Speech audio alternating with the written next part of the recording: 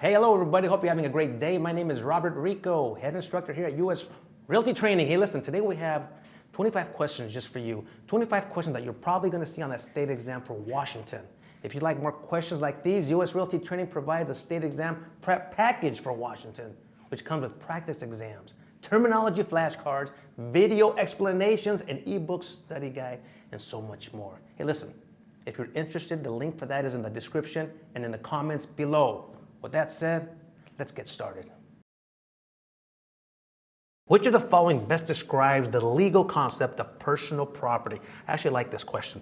It is focused on personal property. Let's focus on personal property. Here we go. Answer A, any item which is acquired in a fee simple sale transaction. Answer B, any item of property that is not definable as real property. Answer C, any movable property owned by an individual, partnership, or corporation. Answer D, any item that is not a natural item affixed to the earth. This is a somewhat complicated question, but I know you could do this. The answer is B, any item of property that is not definable as real property. Listen, here's the correct answer explanation. Personal property is any owned item which is not real estate, and the rights associated with owning the personal property item. Items of personal property are also called chattels or personality. Now let's discuss this question really quickly because I want to make sure we're clear on something. I want you to understand that personal property and real property are complete separate items. Got it? Real property is immovable, means you can't move it, such as the land, the house itself, anything attached to the land. Remember that. Anything attached to the house, screwed onto the house, built into the house is real property. A retired couple has just bought a retirement home with a pier on a large lake. In this case, the retirees' water rights extend to, now you got the lake, you got a pier extending out to the lake. What kind of water rights do they have? Answer A, the high water mark of the body of water at the shoreline. Answer B, the low water mark of the body of water at the shoreline.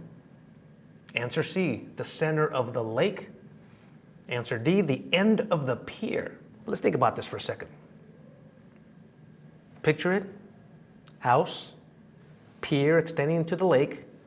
How much of that water rights do they have? The answer to this question is A, the high water mark of the body of water at the shoreline. At the shoreline, where the water goes at its highest point, they have rights to that water. Let's go to the explanation. Ownership extends to the high water mark of the body of water. The low water mark would imply that the owner owned the water itself at times of high water levels. Which of the following best describes a fixture? A, any item of personal property positioned within the boundaries of a parcel of real estate. B, an item of personal property that has been converted to real property. C, an item of real property temporarily placed on land for the purpose of conducting a business. D, an item of personal property that has been left in one location for a period of 6 months. The answer is B, an item of personal property that has been converted to real property. Let's go to the explanation. A personal property item that has been converted to real property by attachment to real estate is called a fixture. Typical examples are chandeliers, toilets, water pumps, septic tanks, and window shutters. The owner of real property inherently owns all fixtures belonging to the real property.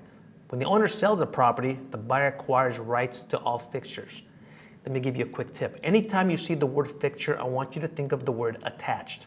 Anything attached to a property, inside a property, is a fixture, such as a chandelier. All right? If you have that chandelier on the table, you have not attached it yet, it is personal property. The minute you put it up and you attach it, it is now real property. A tenant in common can A, sell or transfer his interest without the consent of the other tenants in common. B, use his or her interest in the estate to encumber the entire estate. C, sell, encumber, or transfer his or her interest only to the other tenants in common. D, sell, encumber, or transfer his or her interest only with the consent of all the other tenants in common. The answer to that one is A, sell or transfer his interest without the consent of the other tenants in common. Now let's read the explanation on this one. Make sure we have it clear for you. All tenants in common have distinct and separable ownership of their respective interests. Co-tenants may sell, encumber, or transfer their interests without obstruction or consent from the other owners. A co-tenant may not, however, encumber the entire property. This is a great explanation of investors. Sometimes you have investors who buy properties together. Let's assume it's 3, 4, 5 investors. If one investor wants to sell his share, he can. Tenants in common. Doesn't need anybody else's permission. Keep that in mind. When it comes to tenants in common, you own your percentage, and when you want to sell it, go for it. You can. If a joint tenant sells his or her interest to an outside party, what happens next? A, the new owner becomes a tenant in common with the other owners who continue to hold a joint tenancy with each other and a tenancy in common with the new owner. B, the joint tenancy continues with the new owner as the third joint tenant. C, the joint tenancy terminates and all owners become tenants in common. Or D, the joint tenancy terminates and the owners must create a new joint tenancy to include the new owner. Interesting question. I like this question, actually. Now let's go straight to the answer. The answer is A. The new owner becomes a tenant in common with the other owners who continue to hold a joint tenancy with each other and a tenancy in common with the new owner. Got it? Now let's go to the explanation. A joint tenant may transfer his or her interest in the property to an outside party, but only as a tenancy in common interest. Whoever acquires the interest co-owns the property as a tenant in common with the other joint tenants. The remaining joint tenants continue to own an undivided interest in the property, lest the new co-tenants share. A court might grant an easement by prescription if, which of the following? A town needs to dig a trench across an owner's property to install a sewer line to a neighboring property and the owner refuses permission. B, a property owner sells the front half of a lot and wants to continue using the driveway to access the rear of the lot. C, a trespasser has been using an owner's property for a certain period with the owner's knowledge but without permission.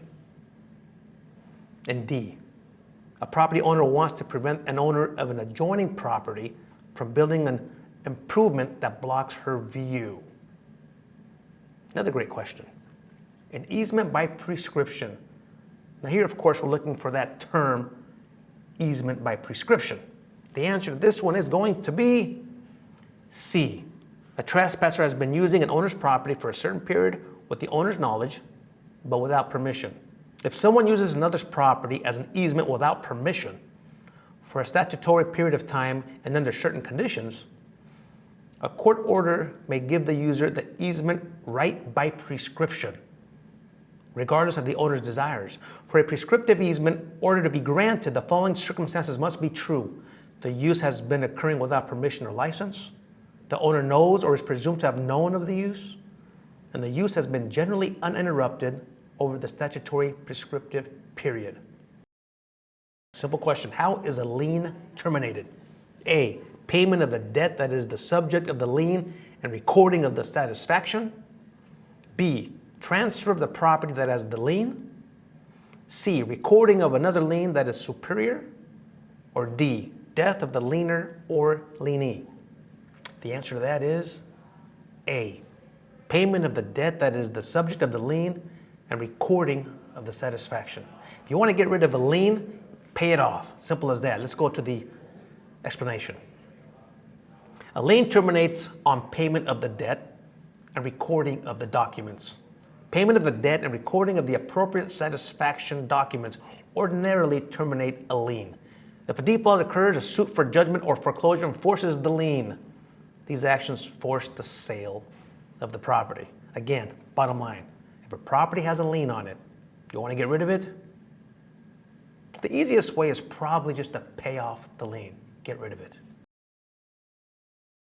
A property owner gives Deanna permission to cross his property as a shortcut to her kindergarten school bus. One day the property owner dies. What right was Deanna granted originally, and will it survive the owner's death? A, a personal easement in gross, which continues after the owner's death. An easement by prescription, which continues after the owner's death. C, a license which continues after the owner's death. Or D, a license which terminates upon the owner's death. The answer is D, a license which terminates upon the owner's death. Now, why is that? Let's read the explanation so we can better understand this. A license is a personal right that a property owner grants to another to use the property for a specific purpose, to reach the kindergarten school bus in this case. Unlike a personal easement in gross, which terminates only on the death of the grantee, a license is revocable at any moment. It is not transferable and does not attach to the land. It ceases on the death of either party or on the sale of the property. A homeowner goes bankrupt and the lender forecloses on her residence. In the foreclosure sale, the proceeds are insufficient to pay off the loan, and the court orders other property sold to cover the shortfall. This action is called what? A, strict foreclosure. B, suit for specific performance. C, equity foreclosure judgment. Or D, deficiency judgment. Now the answer to that is D, deficiency judgment. Now why is it deficiency judgment? Let's go to the explanation so we better understand this. Whenever there are insufficient funds to retire a defaulted and foreclosed mortgage loan, a deficiency judgment may be ordered, if allowed by law, to make up the difference. To comply with the judgment, the borrower must raise additional funds from other sources to make up the difference between the outstanding loan and the balance owed, and the proceeds from the foreclosure sale. A nonprofit organization wants to erect an urgent care facility in a residential zone. Given other favorable circumstances, the local authorities may grant permission by allowing what? A, a special exception. B, an illegal conforming use. C, an easement. Or D, a license. The answer is A, a special exception. A special exception grant authorizes a use that is not consistent with the zoning ordinance in a literal sense. Yet it is clearly beneficial or essential to the public welfare and does not materially impair other uses in the zone. This certain legal description contains the phrase northwesterly along the Erie Road to the POB. What kind of description is this? A, plat survey. B, government grid. C, meets and bounds. D, rectangular survey. The answer to that one is C, meets and bounds. Let's go straight to the explanation. A meets and bounds description identifies the point of beginning and describes the distance and direction from that point to the first monument, and thence to subsequent monuments and back to the beginning to define the property's enclosed perimeter. A buyer submits an offer to a seller and then unfortunately dies in a car accident. Before learning of the buyer's death, the seller accepts the offer. Which of the following is true? A, the seller can force the buyer's estate to go through with the purchase. B, the buyer's death terminated the offer. C, the seller must make a new offer with the same terms to the buyer's heirs. D, the buyer's heirs have the option of enforcing the contract. What's the answer? The answer is B, the buyer's death terminated the offer. Let's go to the explanation on this one. Any of the following actions or circumstances can terminate an offer: acceptance, rejection, revocation, lapse of time, counteroffer, or death or insanity of either party. Bottom line is this: you have a contract between A and B. If either one of them no longer exists, boom, no longer is the contract valid. Agent Gerry has executed an exclusive buyer-broker agreement with the Anderson. So we've got Agent Gerry now representing the Andersons. The agent subsequently places an offer with Melinda, the exclusive selling agent for the Lincolns, to buy their lakefront property. The offer contains provisions for the Lincolns to pay the brokerage commission which Lincolns agree to. Given this set of circumstances, Gerry owes the full set of fiduciary duties to who? The Andersons, the Lincolns, Gerry's broker, or Melinda's broker? Now, these kind of questions, I want you to read them carefully. I want you to understand who represents who. I want you to understand who's the principal and who's the third party. The answer to this one is A, the Andersons. Since Gerry executed an agency agreement with the Andersons, they become the client and the Lincolns are the customer, regardless of who pays the commission. A principal discloses that she would sell a property for $500,000. During the listing period, the house is listed and marketed for $530,000. Typical scenario. The principal is willing to take $500,000, but they're going to start the price at $530,000. No offers come in, and the listing expires. 3 weeks later, the agent confides to a customer that the seller would have sold for less than the listed price. Which of the following is true? A, the agent has violated the duty of confidentiality. B, the agent has fulfilled all fiduciary duties since the listing has expired. C, the agent is violating the duties owed this customer. Or D, the agent has created a dual agency situation with the customer. The answer is A, the agent has violated the duty of confidentiality. Let's go to the explanation. An agent may not disclose any information that would harm the client's interest or bargaining position or anything else the client wishes to keep secret. The confidentiality standard is one of the duties that extends beyond the termination of the contract. At no time in the future may the agent disclose confidential information. This is a great point, and this question is actually very important. When you have a relationship with your principal, confidentiality is at the top of the list. They may give you information that they do not want you to share with anyone. That, in this case, with this question, goes to confidentiality. A buyer agent or tenant representative should disclose his or her agency relationship to the owner's agent when? Answer A, immediately prior to the initial contact. Answer B, upon initial contact. C, immediately prior to substantive contact. Or D, immediately following any offer executed by the landlord. The answer is B, upon initial contact. Let's go to the explanation. A buyer agent must disclose the agency relationship to the seller or seller's agent on first contact. Substantive contact is assumed to occur immediately in this circumstance. Question, scenario question. Here it goes. A broker obtains an exclusive listing. It's a nice day. They got an exclusive listing to sell a house. But after 2 months, the broker abandons the listing because the seller is too demanding and hot-tempered. What can the seller do in this situation? So in a sense, the broker quit and left the seller out in the dark. What can the seller do? A, have the licensee's license revoked for negligence. B, sue the broker for money damages. C, sign a listing agreement with another broker and force the first broker to pay the commission. D, force the broker to perform the contract without compensation. And the answer to that is B, sue the broker for money damages. Explanation, if the broker cancels the listing or otherwise defaults, the client may sue the broker for money damages.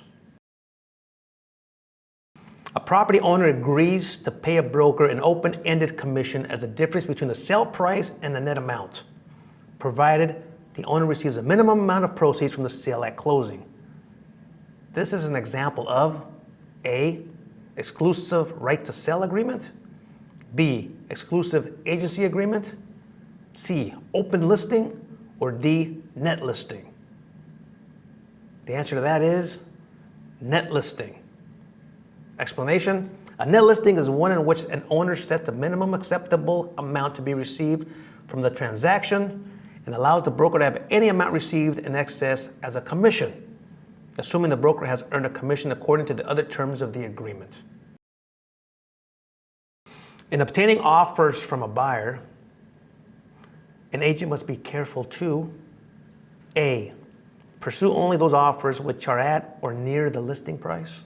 B, balance the owner's price expectations with the buyer's opinion of value. C, avoid disclosing what price the owner will accept. Or D, avoid offers that are beneath market value. The answer to that is C, avoid disclosing what price the owner will accept. Explanation. An agent must be extremely careful at this point to abide by fiduciary obligations to the client, to their principal, whoever that party may be. Discussions of price are particularly delicate, whether the client is a buyer or seller. The agent's duty is to uphold the client's best interests. Thus, this is not acceptable to suggest to a customer what price the client will or will not accept. It goes back to the old confidentiality. You want to keep things confident when it comes to price and hold that to you and your principal at all times. There's no need to share your client's information to others. A town is rapidly growing, but all the buildable vacant lots in the most desirable areas have already been occupied. In this case, it is likely that the price of existing homes in that area will do what? So we have limited land in this very desirable area. What's going to happen to the existing homes in this area? A, they will stabilize since the population must stabilize. B, will increase in value. C, will decline since no further building can take place. Or D, will not show any predictable movement. The answer is B, will increase. The value will increase. The price of these homes will increase. Why? Let's go to the explanation. If there is no longer a supply to meet this increasing demand of a growing population, prices for existing supply will rise. To avoid violating the Real Estate Settlement Procedures Act, also known as RESPA, parties who are providing services to the buyer or seller in a transaction must do the following. Be paid before the closing date for any service they provide. B, inform the closing agent of the cost of their services at least 1 week before the closing date. C, receive payment only from the funds held in escrow, not directly from buyer or seller. Or D, disclose in writing any business relationships they have with other parties involved in the transaction. The answer is D, disclose in writing any business relationships they have with other parties involved in the transaction. Business relationships and affiliations among real estate firms, mortgage brokers, title insurance firms, and other such companies that are involved in the transactions are permitted, provided the relationships are disclosed in writing to the consumer. The consumer is free to go elsewhere for the relevant service, and the companies do not exchange fees for referrals. Again, disclose everything, including relationships professionals have with each other. The highest form of ownership interest one can acquire in real estate is the following. A, legal life estate. B, conventional life estate. C, defeasible fee simple estate. Or D, absolute fee simple estate. The answer is D, absolute fee simple estate. I want you to look at that word absolute. There's no doubt when you see the word absolute, it's got to be this answer. Absolutely it is. Absolute fee simple estate. Let's go to the explanation. The fee simple freehold estate is the highest form of ownership interest one can acquire in real estate. It includes the complete bundle of rights, and the tenancy is unlimited, with certain exceptions. The fee simple absolute estate is a perpetual estate that is not conditioned by stipulated or restricted uses. It's the best form of home ownership. Absolute fee simple estate. Maria acquires a property from her uncle Alfonso. When Maria dies, the estate will pass to Alfonso's other niece, Serena. The type of estate that Maria has in the property is A, conventional life estate. B, legal life estate. C, fee simple defeasible estate. Or D, tenancy by the entireties. The answer to this one is, yeah, you guessed it, a conventional life estate. A conventional life estate is a freehold estate that is limited in duration to the life of the owner or other named person. Upon the death of the owner or the other individual, the estate passes to the original owner or another named party. A legal life estate is created by law as opposed to a property owner's choice. Question. A condominium owner enjoys A, share in an association that owns one apartment. B, tenancy and common interest, airspace, and common areas of the property. C, fee simple ownership of the airspace in a unit and an undivided share of the entire property's common areas. Or D, fee simple ownership of a pro rata share of the entire property. The answer to that is C. A fee simple ownership of the airspace in a unit and an undivided share of the entire property's common areas. Explanation. Condominium is a hybrid form of ownership of multi-unit residential or commercial properties. It combines ownership of a fee simple interest in the airspace within a unit with ownership of an undivided share as a tenant in common of the entire property's common elements, such as lobbies, swimming pools, and hallways. A seller revokes an exclusive right to sell listing 2 months prior to expiration. The reason stated, the seller is too busy to meet with the agent. In this case, which of the following will occur? A, the seller is criminally liable for negligence. B, the seller may be liable for a commission and marketing expenses.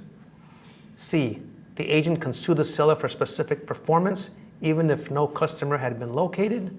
Or D, the agent must accept the revocation without the possibility of damage recovery. And the answer is B, the seller may be liable for commission and marketing expenses. Here's the explanation. With an exclusive right to sell listing, if the property sells during the term of the revoked listing, the seller is liable for the commission. If the property does not sell, the seller is liable for the broker's actual costs. Now here's a math question for you. The roof of a property costs $20,000. The economic life of the roof is 20 years.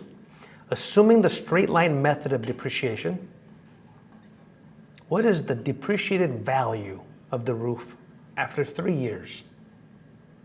A, $20,000, B, $17,000, C, $14,000, or D, $3,000? Answer is B, $17,000. Let's go straight to the explanation. First, derive the annual depreciation, which is the cost divided by the economic life. In this case, it would be $20,000 divided by the 20 years. Then multiply annual depreciation times the number of years to identify the total depreciation. Remember to subtract depreciation from the original cost of $20,000 if the question asks for the ending value. Thus, $20,000 divided by the 20 years times 3 years equals $3,000 total depreciation. The ending value is $20,000 minus $3,000, which is equivalent to $17,000. And that covers 25 questions for the state of Washington. I hope you enjoyed it. If you did and you want more questions like this, check out this video right here. You're gonna love it. In fact, U.S. Realty Training has more questions like this in our state exam prep package just for the state of Washington. Check it out. It's in the link below. You won't regret it. We'll see you next time.